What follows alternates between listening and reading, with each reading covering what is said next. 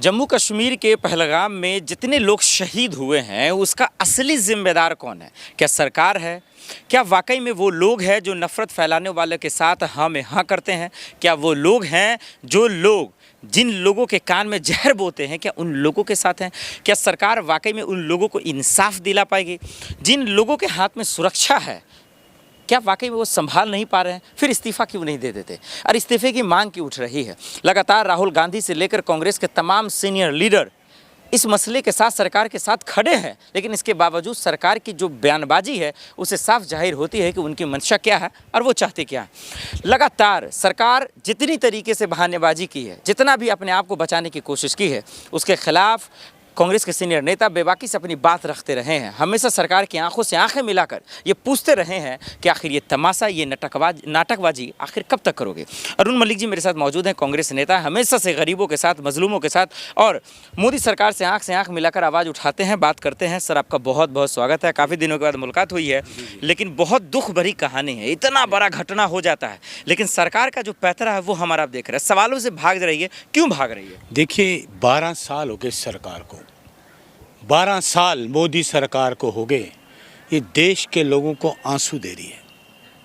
देश के लोगों को, बड़ी कड़वी बात कर रहा हूँ, सच्ची बात कर रहा हूँ, लोगों की आंखों में आंसू दे रही है। चाहे बेरोज़गारी के आंसू हो, चाहे महंगाई के आंसू हो, चाहे न्याय प्रणाली के आंसू हो, चाहे ये घटना हो, पुलवामा हो गया, सवाल का जवाब आज तक नहीं मिला। 46 जवान शहीद हो गए। जवान, इस देश की रक्षा करने वाले, हमारी रक्षा करने वाले, इन नेताओं की रक्षा करने वाले 46 जवान शहीद हो गए, आज तक जवाब नहीं है। और अभी पहलगाम में 28 लोगों की हत्या हो गई, निर्दोष लोगों की हत्या हो गई, जो घूमने गए, पिकनिक के लिए गए। भाई, कश्मीर स्वर्ग है, वो स्वर्ग है, स्वर्ग रहेगा, हमेशा रहेगा। वहाँ आके ये जहर घोलने का काम, निर्दोष लोगों की गोली से छलनी करना, ये प्रोपेगेंडा चलाना कि हिंदू गुलाम पूछा, ये प्रोपेगेंडा बंद करो। आप दिखाओ उस मुस्लिम की जिसने राइफल को 5 मिनट पकड़ा, आतंकवादी के साथ झूलता रहा, हिलता रहा, करता रहा, कई मासूमों की जान उसने बचाई, और दूसरे आतंकवादी ने आके उसकी पीठ पे गोली दाग दी। वो आप नहीं दिखाओगे, हिंदू मुसलमान करोगे। ये प्रोपेगेंडा क्यों चला रहे हो भाई? हकीकत दिखाओ। वही मुसलमान था जिसने बचाया और पीठ पे गोली मारी आतंकवादियों ने। कहाँ से आया आतंकवादी? आतंकवादी मैं मुर्दाबाद कहूँगा, पाकिस्तान मुर्दाबाद कहूँगा मैं। कहाँ से आए? 3 सुरक्षा घेरे, CRPF, लोकल पुलिस, इंटेलिजेंस, उन घेरों को तोड़कर आके सरेआम पहलगाम, ये टूरिस्ट पॉइंट है, वहाँ पे 28 लोगों को भून देना और बच के निकल जाना।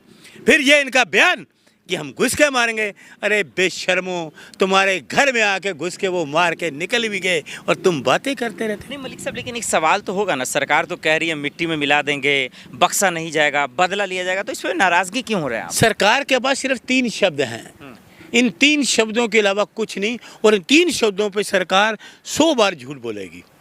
मिट्टी में मिला देंगे, घर में घुस के मारेंगे, घर में घुस के वो हमारे मार के चले गए, तुम क्या घुसोगे? तुम्हारी सुरक्षा चौक को चाक चौक कहते हो, सुरक्षा हमारी बड़ी वो है, कड़क सुरक्षा है, उसको घात लगा के मार के वो निकल भी गए, एक भी नहीं पकड़ा गया। कौन कर रहा है? हिंदू मुसलमान अब बार बार कह रहे हैं हिंदू, कौन रहा है? जिम्मेदार सरकार है, सरकार जिम्मेदार मैं कहूँगा। इतनी बड़ी सरकार, 370 लगाई, 5 साल राष्ट्रपति शासन रहा, एक भी ब्राह्मण को घर में दिया उन्होंने? भारतीय जनता पार्टी ने ब्राह्मणों की बात करते थे, एक भी ब्राह्मण को ले गए कश्मीर में? नहीं, सुनिए, मैं बात कर रहा हूँ जहाँ जो ब्राह्मण आए थे। फिर इन्होंने कहा ज़मीन लेंगे लोग, कितने लोगों ने वहाँ ज़मीनें ले ली?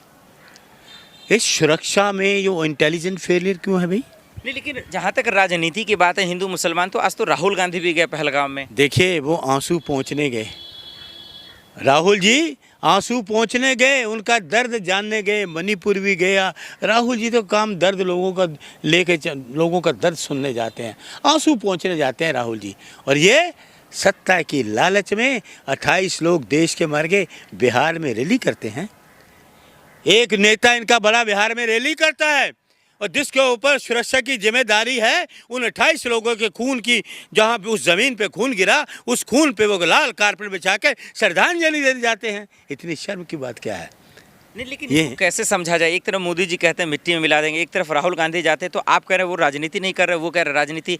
ये तो फिर समझना पड़ेगा ना, अभी तो कांग्रेस के देखिए, मैं राहुल जी गए दर्द जानने, दुख दर्द, ये राजनीति होगी?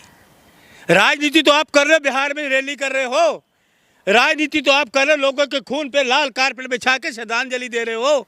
उनके घर में गए गृह मंत्री, किसी के घर में गए, सातामना दी किसी के घर में गए नहीं, क्योंकि वक्त नहीं। राजनीति तो ये करते हैं, राजनीति हम नहीं करते। राहुल जी अमेरिका में थे, रात में ही आ गए दिल्ली, और कार्य समिति की बैठक की खरगे साहब ने, सोनिया जी, सब लोगों ने, और दुख व्यक्त किया।